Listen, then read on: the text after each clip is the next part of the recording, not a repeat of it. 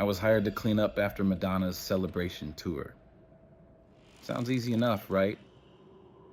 But what I found in the sink after the last show, it wasn't makeup or water. It was something darker, something that shouldn't have been there. I didn't know what I was walking into. What I touched that night still haunts me. My name's Jason. I'm just a guy who works behind the scenes. Cleaning up after the show, getting everything back in order before the crew moves on to the next big gig. Nothing glamorous. I've worked with a lot of celebrities, but I'm not the one who gets the spotlight. I'm the one who cleans it up and disappears. It's not the kind of job that gets noticed, and that's how I liked it. But this was different. This happened in 2022, the celebration tour. Madonna. You've heard of her, right? The Queen of Pop. This was her big tour celebrating decades of dominance in the music industry. The buzz around her was bigger than anything I had ever seen. It was the kind of show that drew a crowd like nothing else. The stage was packed with history, with glamour, with the feeling that you were witnessing something monumental. I was hired as part of the cleanup crew for the tour. I didn't even care much about the star power behind it all. To me, it was just another job, a way to make some money. But I knew enough about Madonna's reputation. She doesn't do things halfway. When you work for someone like her, you're expected to maintain a certain standard. And backstage, it's like a whole other world. Everything is perfect. Everything is controlled. The glitz and glam are only part of the surface. But there's something else. A certain energy that hangs in the air. It's subtle. And if you're not paying attention, you wouldn't even notice it. But I did. The longer I worked around her crew, the more I started feeling that something just wasn't right. It wasn't about the luxury or the fame. It was something deeper. I remember the first time I walked into her private dressing room. You know, the kind of place I'm talking about. The dressing rooms where the rich and famous go to relax, to prepare for their performance. All the trappings of luxury. Silk robes hanging on the back of doors, platinum records hanging on the walls, sparkling mirrors and chandeliers. But there was something about the space that felt off. It was like everything was too perfect, too controlled. And no matter how much I tried to shake the feeling, I couldn't. I'd been working backstage for hours, the show finally over. The crew was packing up, but I was left behind to clean up the mess. It's a routine I'm used to, but tonight felt different. The atmosphere in Madonna's dressing room was off. It wasn't the usual post-show chaos. This was something deeper. The clutter, the abandoned props, they didn't bother me. No, it was the energy in the air, thick and unsettling. I couldn't put my finger on it, but something in that room felt wrong. Something that made every hair on the back of my neck stand up. I was told to head in there after the show to clear out some of the trash, wipe down the counters, and check for anything out of place. Simple. Routine. I walked in, and that's when I saw it. The sink. The room itself was dim, with only the soft flicker of lights overhead.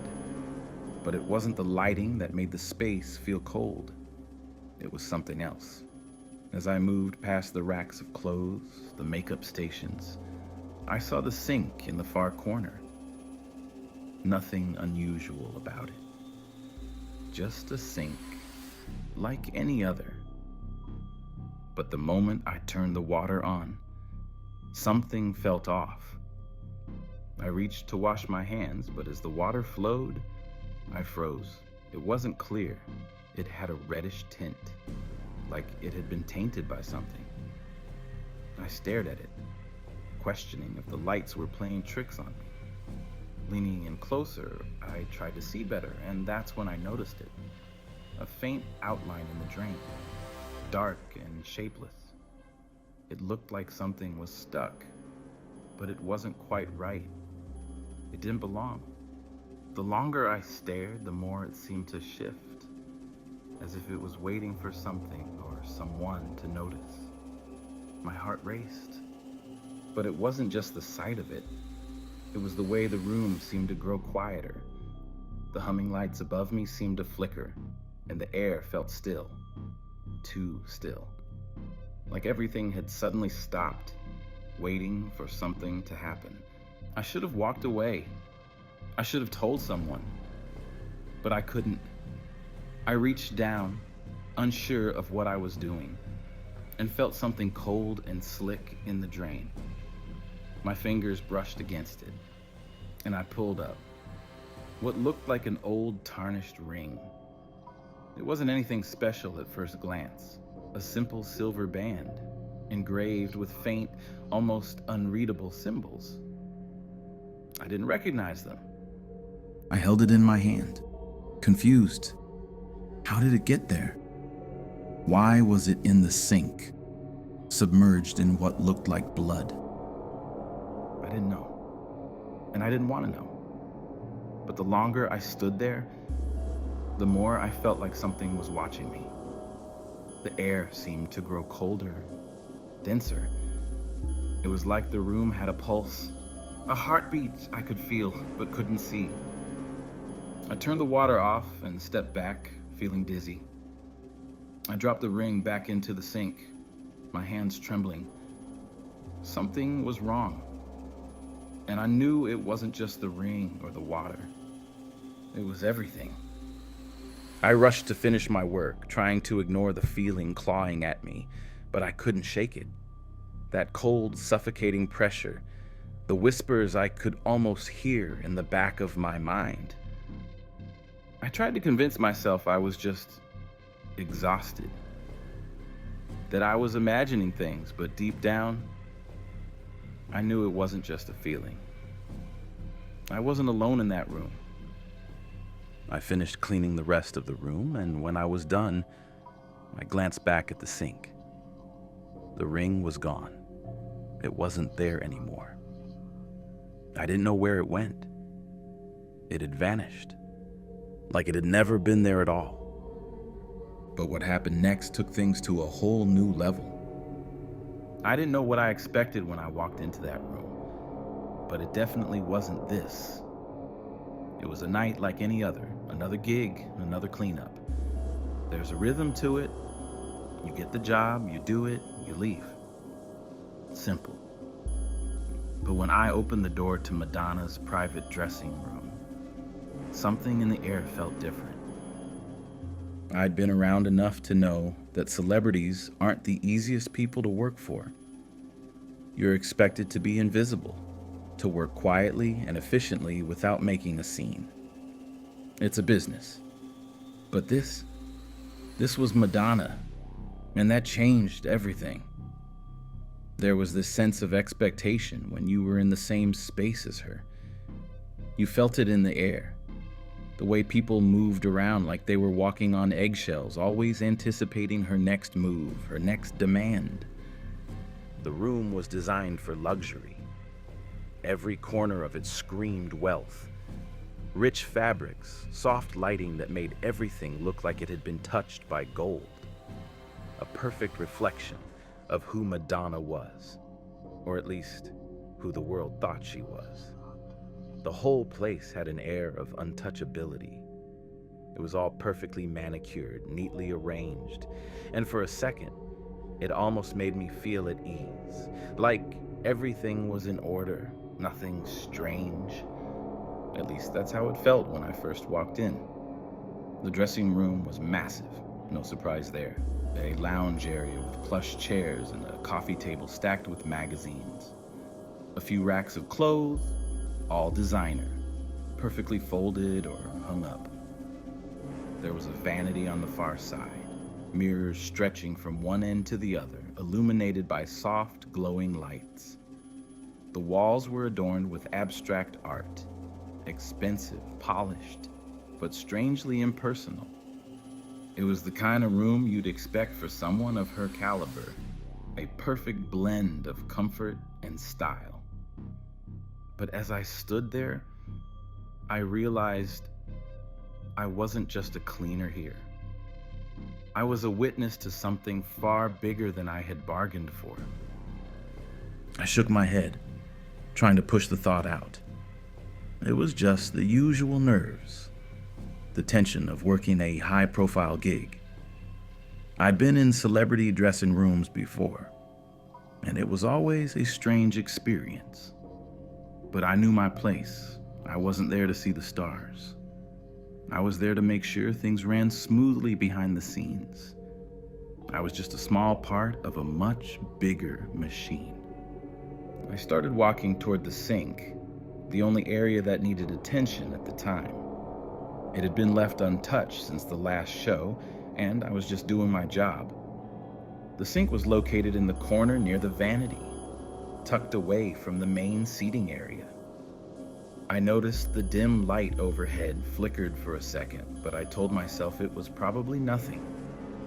It's late. The power's probably running on a tight schedule, I thought. But still, there was something off. The air in the room felt thicker somehow, almost expectant, like it was waiting for me to do something.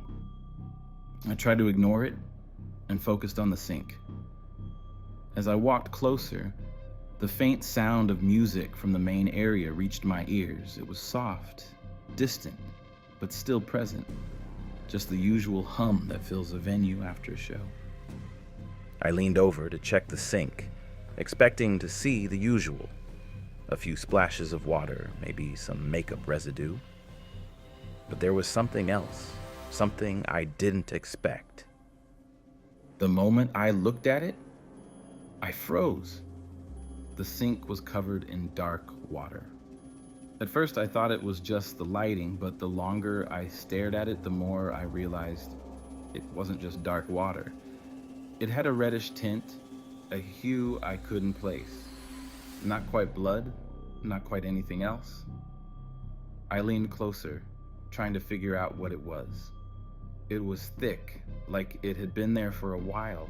My gut twisted in that moment, but I couldn't look away. I don't know why. I turned the tap, hoping it would clear up the mess. The water rushed out, but it didn't seem to wash anything away. The reddish hue stayed there.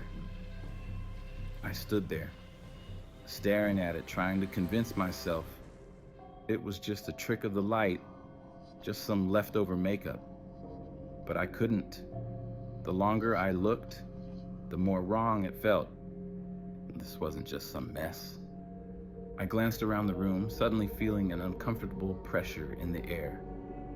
I wasn't alone. I couldn't explain it, but I felt like I wasn't alone anymore. The usual hum of activity backstage had dulled, and the room felt too quiet, too still. It wasn't just the silence, it was the weight of it. I looked at the items in the room. Everything was pristine. Every item was in place. Every surface gleamed.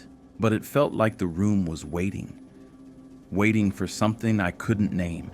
I tried to shake the thought, but my mind kept wandering back to the strange water in the sink.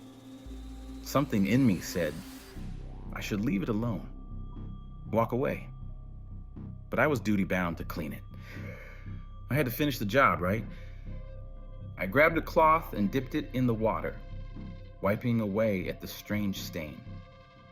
It didn't come off. In fact, it started to spread. Slowly at first, but then it grew.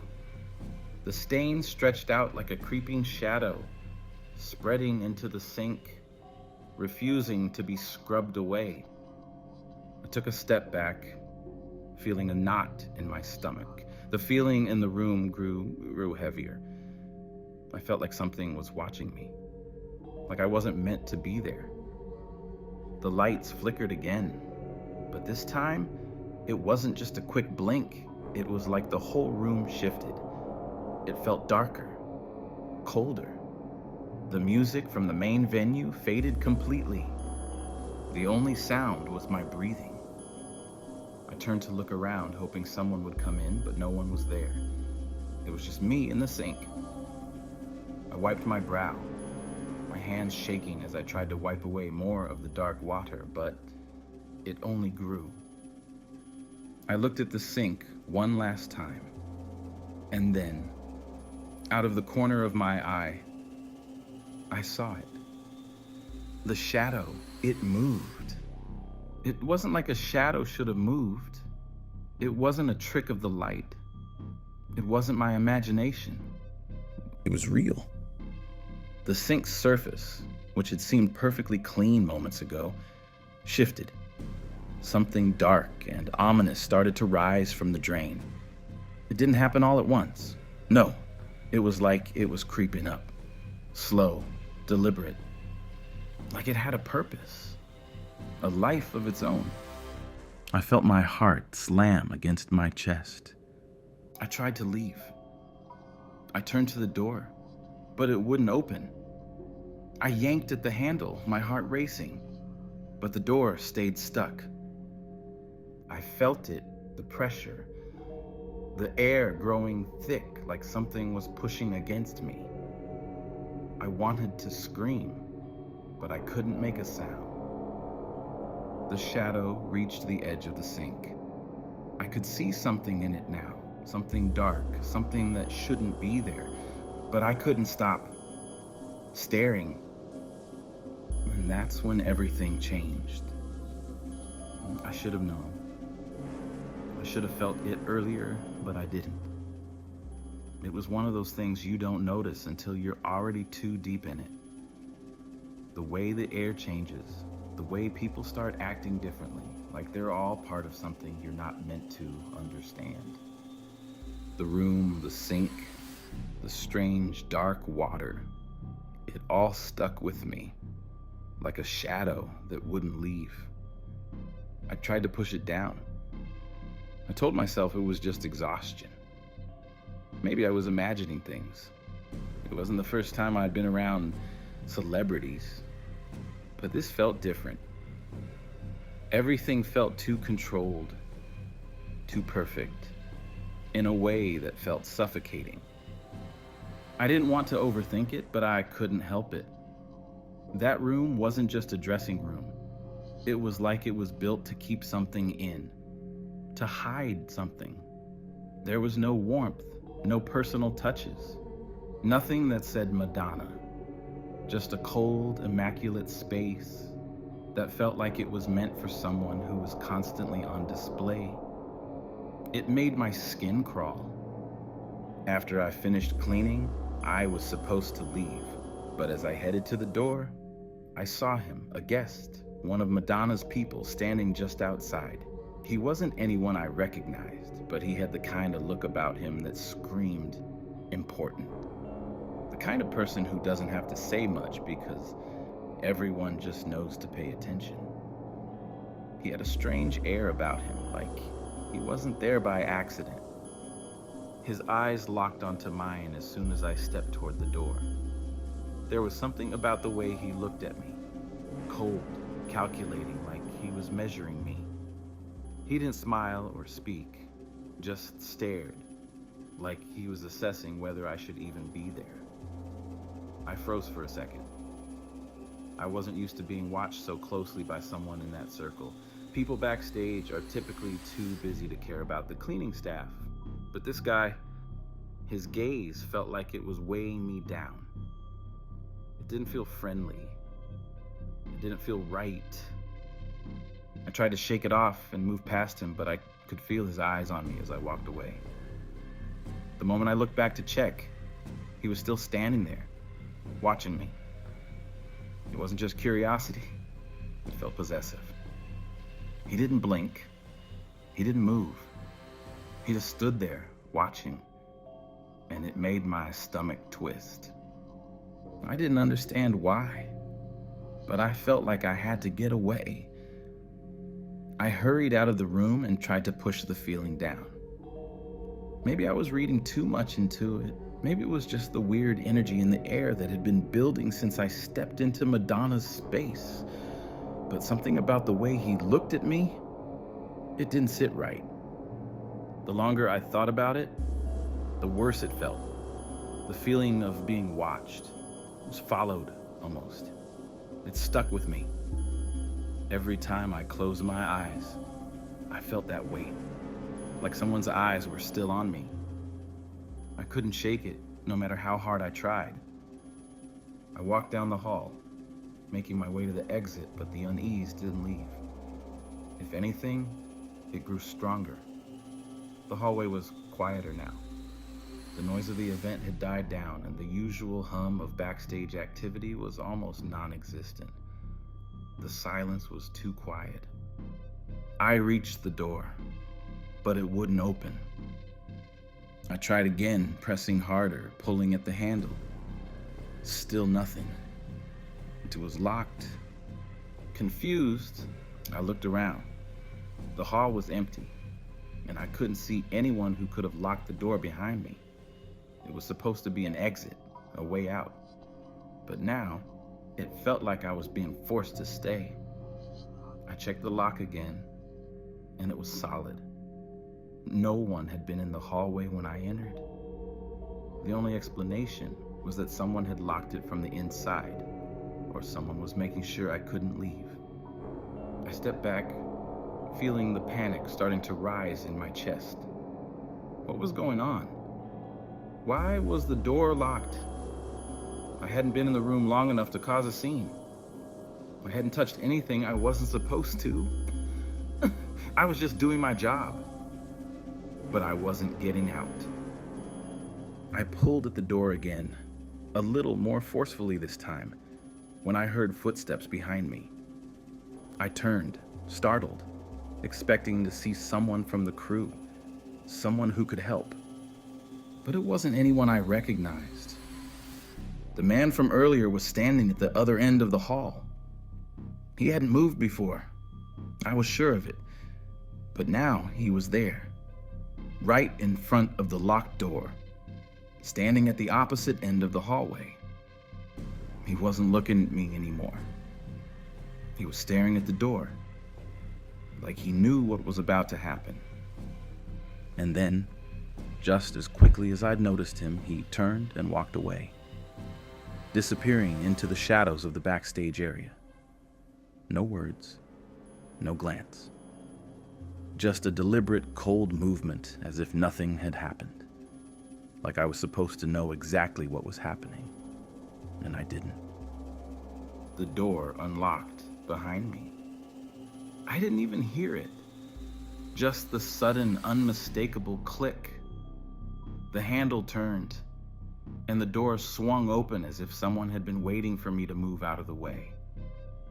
I hesitated for a moment. I wanted to turn around, find out what the hell was going on, but I couldn't. My feet were already moving, and the fear that had been mounting in my chest finally found its escape. I stepped through the door, the bright lights of the hallway flooding in, and didn't look back. But as I walked through the hall, I felt something I hadn't expected. There was a sense of wrongness that clung to me, like something had changed. It wasn't just the locked door or the strange man. It was everything. The whole atmosphere had shifted. The air was thick, heavier now, and it felt like something wasn't right. I rushed through the backstage area, heading for the exit, but the sense of unease didn't leave me. It stuck to my skin.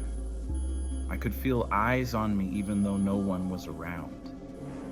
It wasn't until I stepped outside into the cool night air that I realized just how hard I was breathing. I wasn't alone in that building anymore, and I knew it wasn't just the locked door or the strange man who had been watching me. I had stumbled onto something darker, something I wasn't supposed to be a part of. I had been around celebrities before, but this was something different. There was something hidden here, something in the air that was suffocating, like I had just witnessed something that wasn't meant for my eyes, something I had disturbed.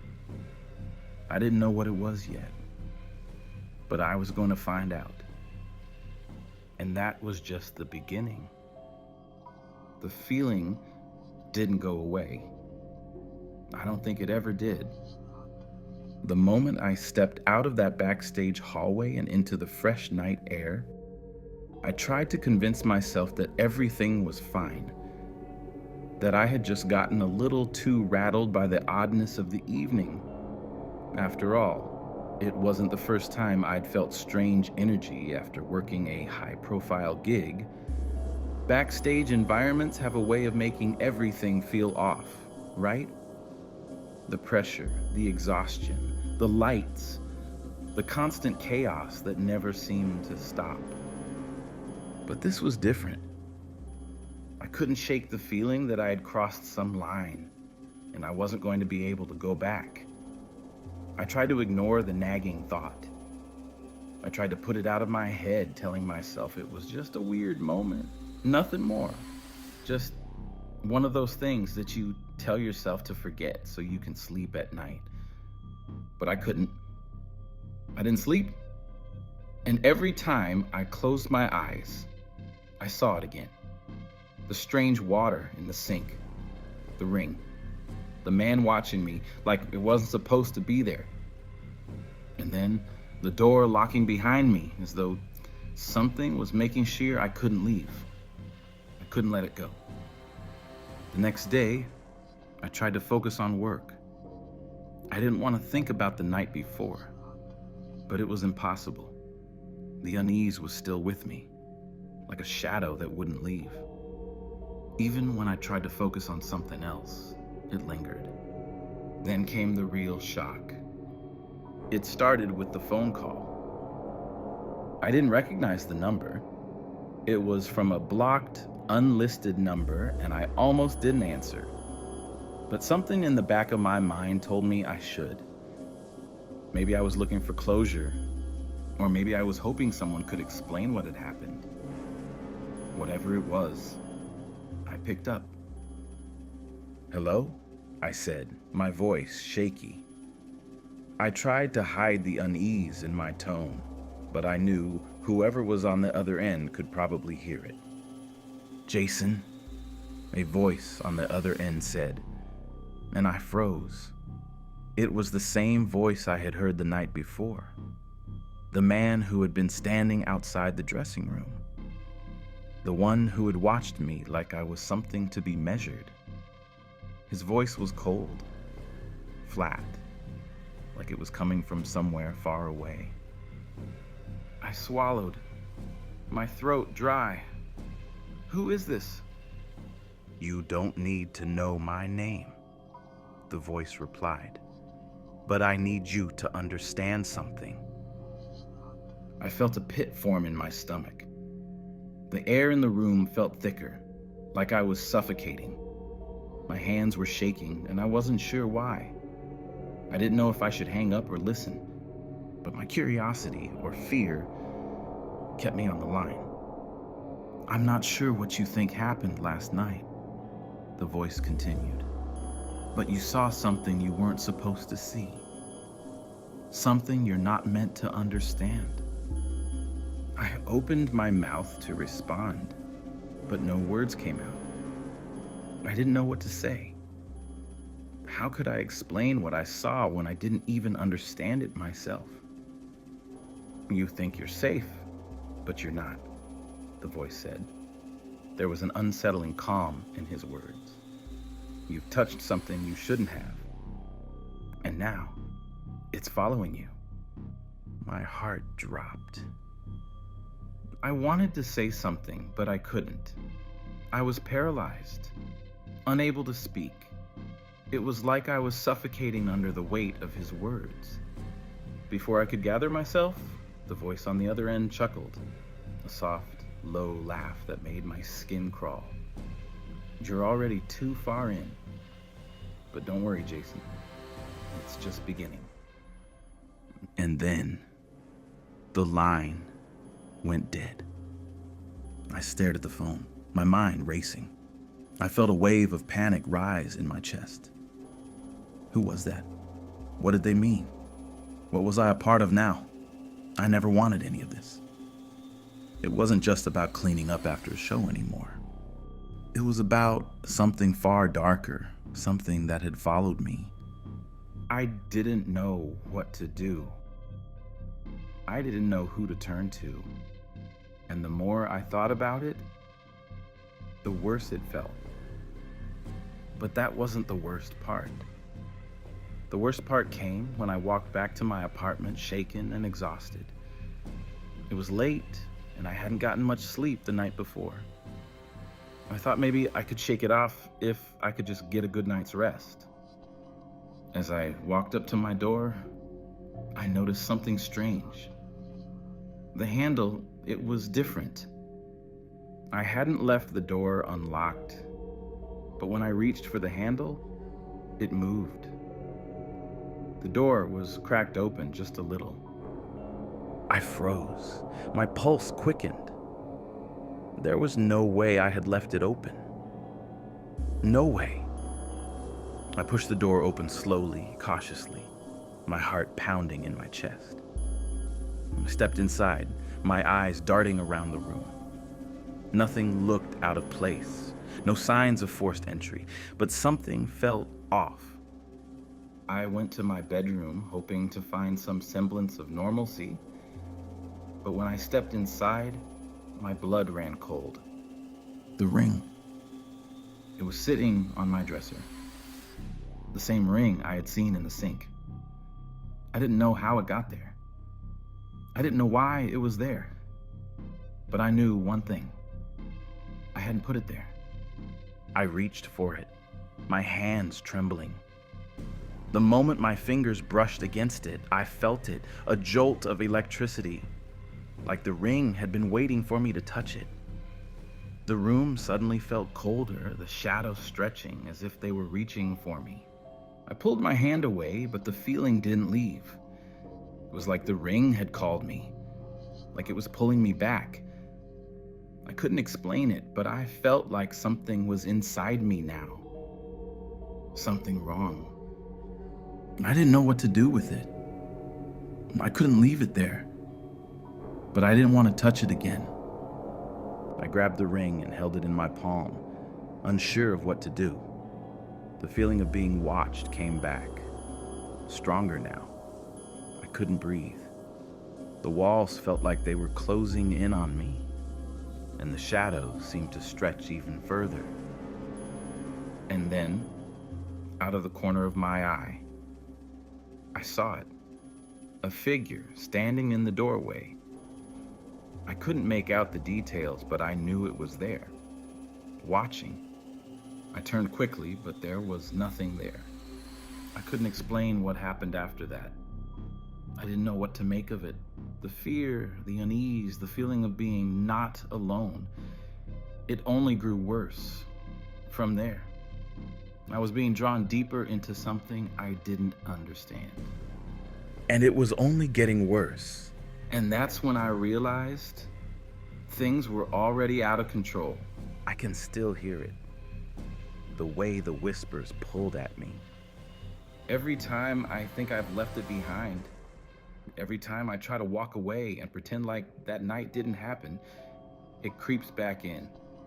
The feeling of that ring in my palm, the weight of it, the way the shadows moved toward me like they were waiting for something, waiting for me to make a mistake.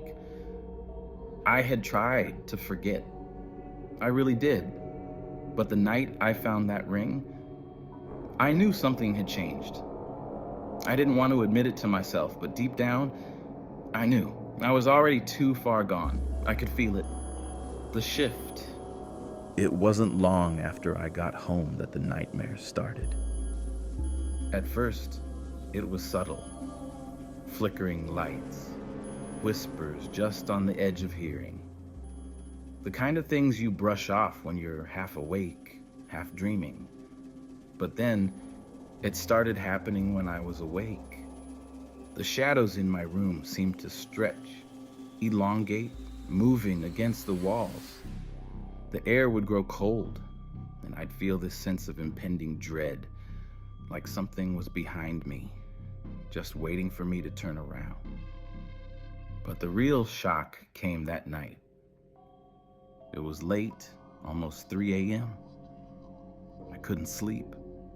I kept tossing and turning, drenched in sweat, staring at the ceiling. The silence in my apartment was deafening, and the unease kept gnawing at me. I couldn't shake the feeling that I wasn't alone. I got up to grab a drink of water, hoping it would calm my nerves.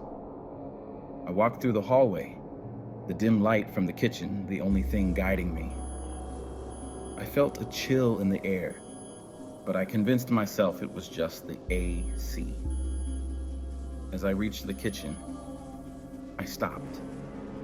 There, in the corner of the room, was a figure standing by the counter. At first, I thought it was just my mind playing tricks. It was late, my brain was tired, and I was probably hallucinating.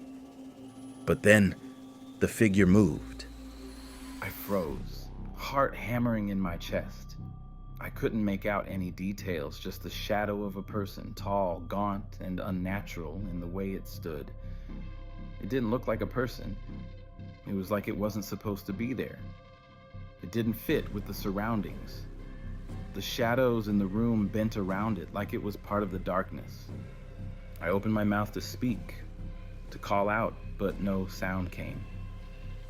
My throat was dry. It felt like the air in the room had thickened, and I couldn't breathe properly. I was stuck in place, unable to move, and all I could do was stare at the shape. Then, the figure turned toward me, and I saw it. Its face wasn't a face at all. It was a void, black, empty, like a hole in the fabric of reality itself. It had no eyes, no features, just darkness. The blackness stretched and contorted, twisting like it was reaching for me. I couldn't understand what was happening. The room seemed to grow colder, and I heard it, the whispers, but they weren't in my head. They were coming from the darkness, from the figure. The whispers grew louder, but they were distorted like a dozen voices speaking at once. You shouldn't have touched it. It was never meant for you. Now you belong to it. I couldn't breathe. My chest tightened, and I stumbled backward, trying to get away, but my legs wouldn't move. I was stuck, frozen in place, with the shape getting closer.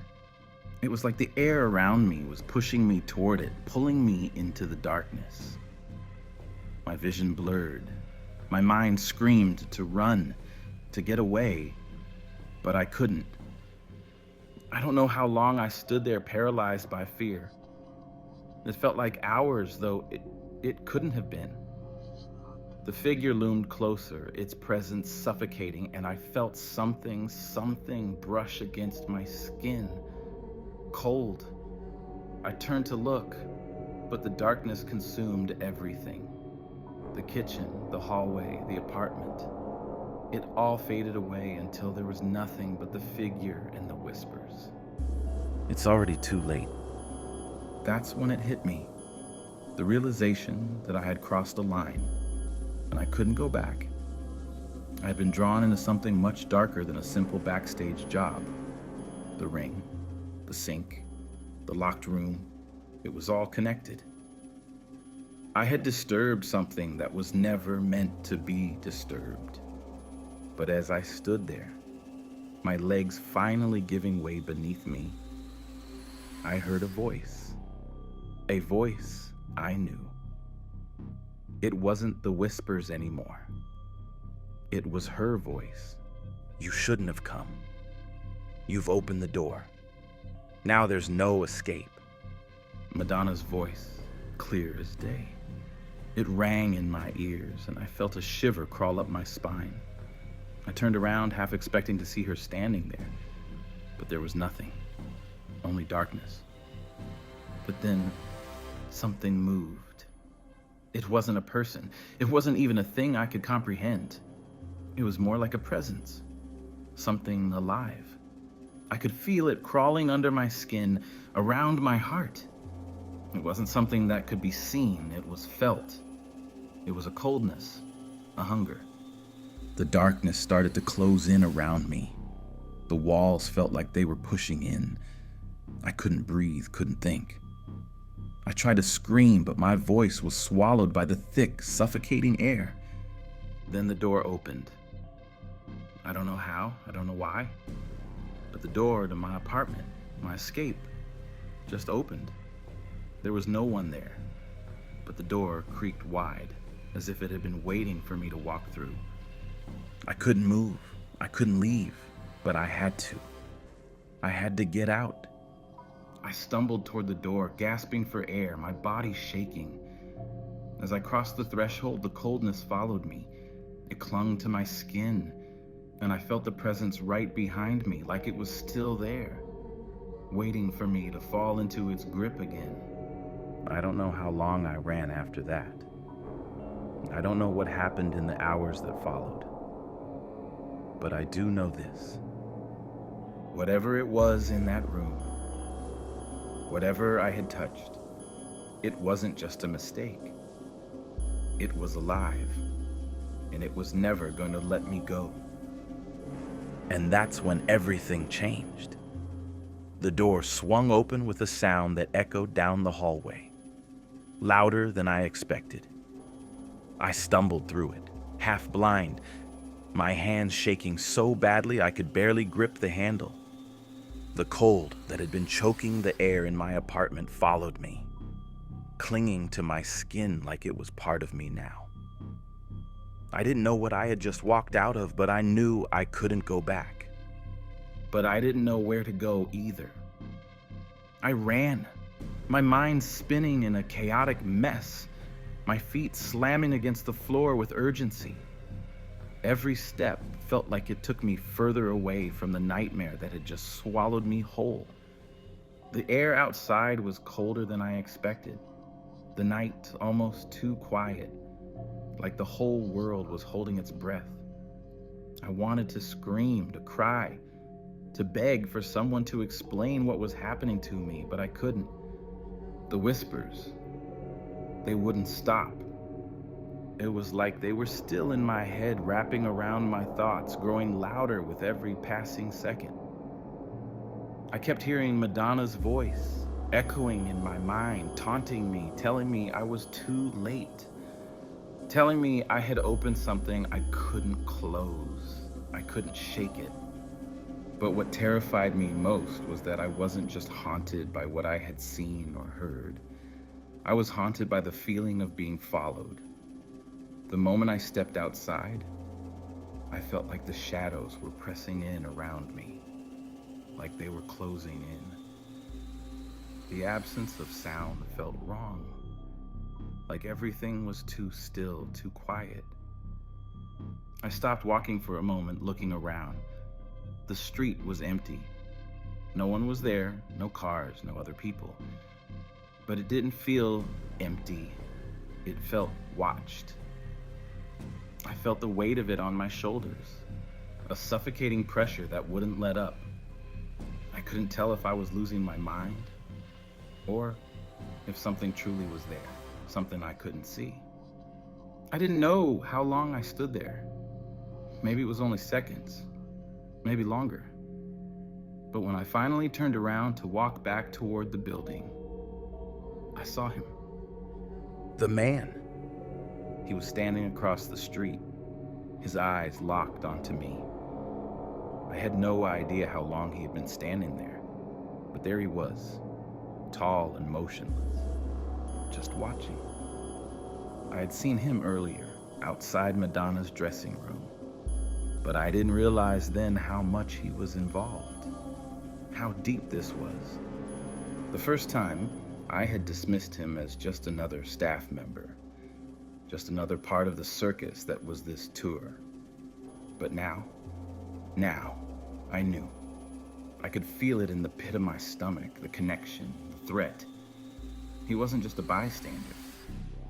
I froze. My heart thudded against my chest, each beat louder than the last. The air around me grew colder still, like the temperature was dropping with every second I stood there. I couldn't look away from him. There was something in his eyes, something dark, something cold. I should have run. I should have turned around and fled, but my legs wouldn't move. It was like I was glued to the spot, unable to tear myself away. The man didn't move. He just stood there, his face expressionless, his posture rigid. He didn't speak, didn't gesture. But I knew. I knew he was waiting for something. Me. And then, as if on cue, I felt it. The pull. The darkness that had been growing behind me, that had been trailing me since the moment I entered Madonna's room. It was back, and it was getting closer. I could feel it wrapping itself around me, tightening with every breath I took. The man still hadn't moved, but his gaze was fixed on me, unblinking. And then, in a voice that barely reached me across the street, he spoke. "You should have left when you had the chance." The words hit me like a slap, freezing me in place. The coldness in his voice, it wasn't just a warning. It was a promise. And the moment I heard it, I knew. I wasn't escaping this. Not now. Not ever. I didn't know what he meant by it, what chance I had to leave, but I realized something in that moment. I had stepped into a world that didn't let you go once you were in. My mind raced as panic surged through me. I took a step backward, but that only made the feeling worse. The pressure on my chest tightened, squeezing the air out of my lungs. I couldn't breathe. My vision blurred. And just as I was about to turn and run, my phone vibrated in my pocket. I fumbled to pull it out, my hands slick with sweat. The screen lit up. It was a message. No number, just a single line of text. "You're already too far gone. Don't try to run." My heart stopped. I looked around, but there was no one. No one near me. But that damn message, it was like a warning from someone who knew more than I did. Someone who had been watching me. Someone who had planned this from the start. I don't know what I expected, but that was when the fear began to seep deeper into my bones. It wasn't just a haunting, it was real. The force that had followed me, that had pulled me in, it wasn't just going to let me go. I knew it now. I could feel it in the air, in the whispers that never left my head. I didn't think. I ran. I don't know how far I went. I don't know how many blocks I crossed, how many turns I took. My legs were on autopilot, my mind too terrified to process anything except the overwhelming sense that I was being chased. That thing, whatever it was still with me. It was after me. I reached my apartment and my fingers fumbled for the keys. I shoved the door open and slammed it behind me, locking it with a shaky breath. My heart was pounding so hard in my chest I could barely hear anything else. I leaned against the door, gasping for air, trying to steady myself. But the second I did, the phone buzzed again. Another message. "You can't hide from what you've seen." I dropped the phone, the screen shattering on the floor, but it didn't matter. The words were still there in my head, echoing over and over.